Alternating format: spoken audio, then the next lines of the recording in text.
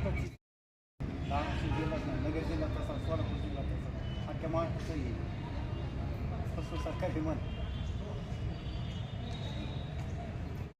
काय निवेदन दिले, काय मागणी आहे तुमची? नमस्ते, मी प्रहार संघटनेचे प्रदेश अध्यक्ष बोलते. हे असं निवेदन होतं की अख्ख्या महाराष्ट्रभर हे आपले जे रोजगार हमीतून कुशलची जी बिलं येतं त्यांनी विहिरी पाडायला लावल्यात आणि गाई गोटं बांधायला लावलं. त्याची कुठल्याही प्रकारचं हे शेतकऱ्यांना 2022 ते 23ची बिलं येतं ते आजपर्यंत अजून हे लोकांना भेटलेली नाहीत. त्याच्यासाठी मी ही निवेदन घेऊन आलेली.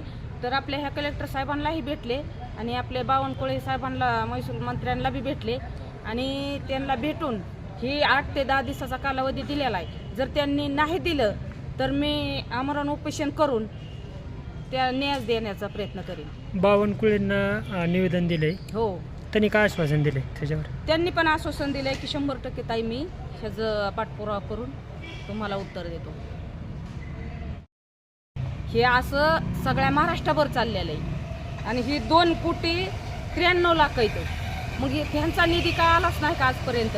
मग ह्या शेतकऱ्यांना आज ह्या धाराशिवमध्ये धाऱ्यावर धरलेलं आहे तसं धरलं नाही पाहिजे. जसा निधी येईल असा वाटपच झाला पाहिजे. अंदाजे धाराशिव जिल्ह्यामधले किती निधी शेतकऱ्यांना द्यायचा राहिला? 2,93,00,000